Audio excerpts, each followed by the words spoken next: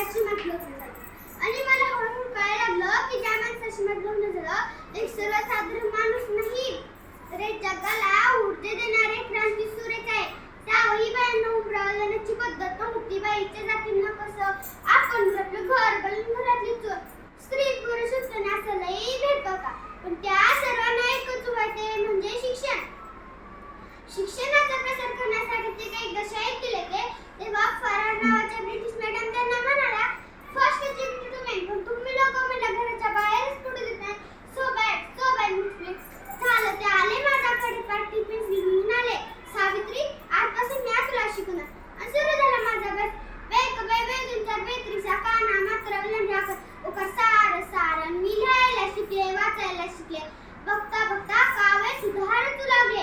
अशातच 1 जानेवारी शनिवार दिनांक 1848 ला पुण्यातील पेडवाड्यात आम्ही सर्वधर्मी मुलींसाठी पहिली शाळा काढली आणि पहिली शिक्षिका आणि मुख्याध्यापिका सुद्धा झाली. शेळपाट्यासारखं जगलं ना तर काम तमाम होईल. जर भागासारखं जगलं ना तर नाक होईल.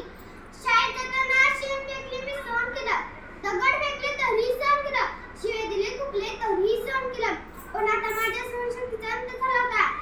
एकदा चिन्ह समोर येताना होतं ए रे कुठे निघाले ज्यांच्या पोरीबाईने शिकवणं बंद कर.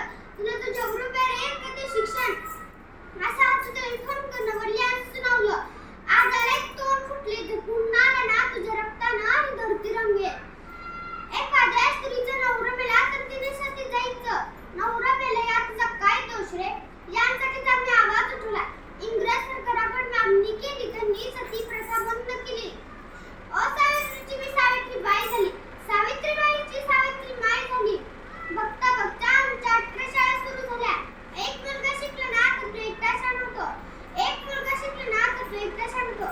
पण एक मुलगी शिकली ना ते पूर्ण घराला शाणी करते. त्यामुळे मुलींना शिकवा आणि देशाची साक्षरता वाढवा. शिक्षणाच्या स्वर्गाची जिना उघडली दार तीच सावित्री जगाची शिलेदार.